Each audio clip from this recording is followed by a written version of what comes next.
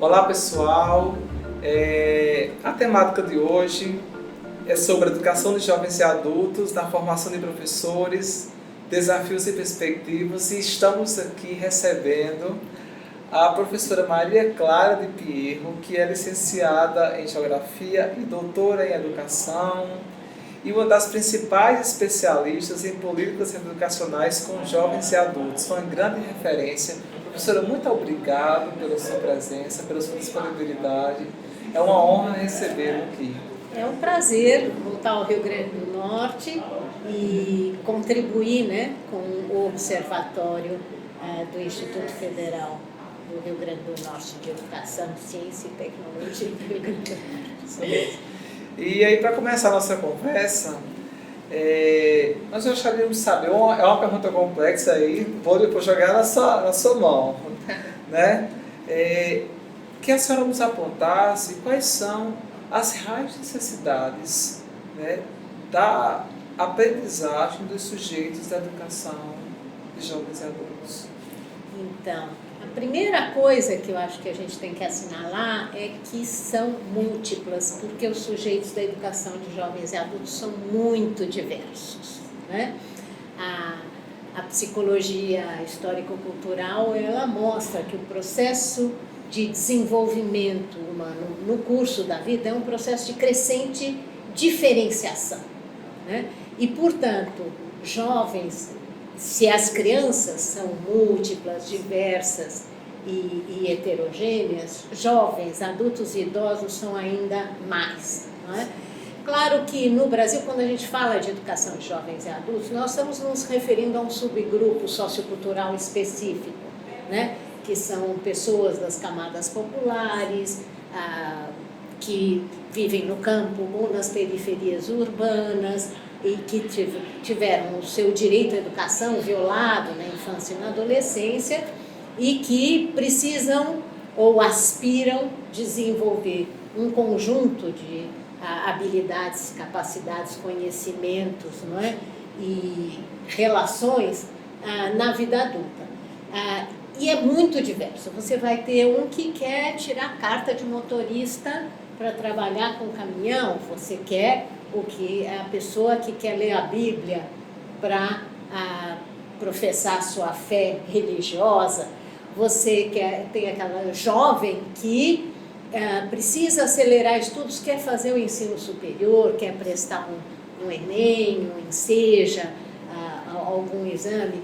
Você que tem mulheres que foram privadas do direito à educação na infância, depois se casaram precocemente, tiveram que cuidar da prole, e na vida adulta, então, vão poder realizar uma aspiração, né, de ter uma maior leitura e poder conviver numa sociabilidade diferente daquela ou do trabalho ou da família, que são sempre muito opressivos, né? Então, você tem uma diversidade enorme de sujeitos e você tem, dentro dessa diversidade, necessidades de aprendizagem muito diversas. Então, o tema dos currículos na educação de jovens e adultos é um tema muito sensível, né? Porque exatamente impõe ao professor um exercício de seleção curricular muito mais rigoroso do que outros. E, a meu ver, por exemplo, cria objeções a modelos muito prescritivos, como, por exemplo, a Base Nacional Curricular Comum, que me parece não foi concebida pensando essa população, né? Agora, eu diria que, como é que você faz para captar, tá certo? Como é que eu realizo essas escolhas? Como é que um projeto político-pedagógico de uma escola seja do ensino fundamental, da alfabetização, seja do ensino médio, como é que os professores criam critérios para realizar essas escolhas? Eu acho que a primeira coisa é a abertura do diálogo, né? É preciso capturar o que esse aluno, não reproduzir, quer dizer, não ver esse aluno como alguém a quem falta alguma coisa, mas alguém que tem uma experiência de vida, um conhecimento, é um sujeito pleno de cultura e conhecimento, mas que tem projetos para o presente e para o futuro e que deseja enriquecer a sua bagagem cultural e de habilidades, de competências para poder desenvolver esses projetos, sejam projetos individuais ou projetos coletivos também. Pensar que as pessoas vivem em coletividade, em comunidade e que tem projetos associativos também, né? Então você tem que escutar, tá certo? Porque é muito diverso. Abrir, quer dizer, então promover uma educação dialógica em que a dimensão da escuta esteja muito presente. Eu acho que as estratégias de trabalhar com histórias de vida são muito valiosas e também resgatar quais são os saberes de que os sujeitos já são portadores. Frequentemente essas pessoas têm experiências escolares prévias marcadas por insucessos, por fracassos, por interrupções ou por frustrações. Então, ou elas estão embebidas desse imaginário da forma escolar, às vezes ela nunca foi na escola, é analfabeta, mas ela está embebida desse imaginário da forma escolar. Então, quando você fala o que é escola para ela, né, já imagina aquela escola clássica. Sim. Quando você propõe, não, vamos fazer um diálogo, uma roda de conversa, vamos partir de uma atividade cultural, ela fica até um pouco resistente, sim, não é? Então, ou ela traz isso, ou ela traz também experiências muito dolorosas de insucesso escolar, e você tem que ajudá-la a reconstruir a sua autoestima e a sua autoconfiança na capacidade de aprender e estimular a autonomia de aprendizagem. Então, é muito importante trazer o que essas pessoas já sabem, né? Validar o que elas já sabem para, a partir daí, avançar em torno a esses projetos individuais e coletivos que elas têm que poder explicitar.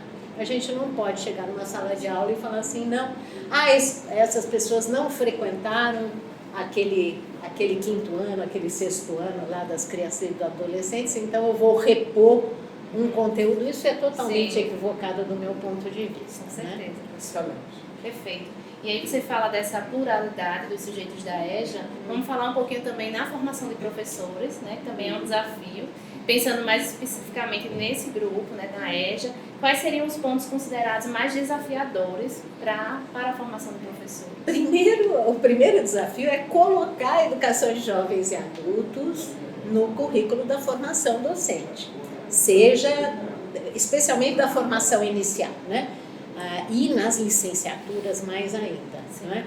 Eu sei que vocês aqui têm bastante cuidado com isso, mas não é frequente. Eu, por exemplo, venho da Universidade de São Paulo, o meu campus, que é o campus da capital, do Butantã, não tem educação de jovens e adultos como disciplina obrigatória. O campus de Ribeirão Preto tem, né? Inclusive com estágio, mas o campus de São Paulo não tem.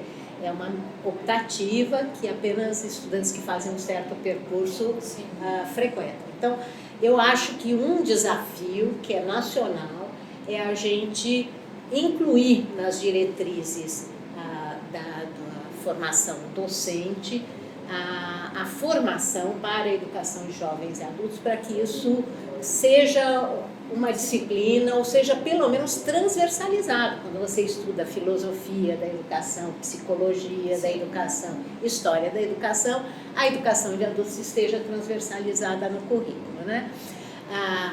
Agora, eu acho que exatamente essa sensibilização da especificidade, qual é a especificidade do jovem adulto trabalhador e trabalhadora, né, que são esses sujeitos da EJA, ele requer uma sólida base de formação sociológica e antropológica. Então, acho muito importante, né, conhecer esses sujeitos como um pouco de antropologia, de sociologia, né? Eu acho fundamental. Acho importante, né, romper essa visão compensatória, né? Acho que ainda é hegemônica no campo da educação de jovens e adultos, uma visão de que a educação de adultos é mera reposição de escolaridade não realizada na infância e na adolescência, que é a raiz dessa visão compensatória que olha o sujeito e ao invés de olhar esse sujeito da aprendizagem como sujeito pleno de cultura e conhecimento, dotado de projetos de vida e que quer enriquecer os seus conhecimentos, você olha e fala o que é que ele não sabe ou o que é que ele não aprendeu, o vê no negativo. Sim. Do ponto de vista do déficit, e acaba se parametrizando pela educação escolar de criança e adolescente. Isso eu acho que é a raiz de um modelo pedagógico que tem fracassado sucessivamente no campo da educação de jovens e adultos, né?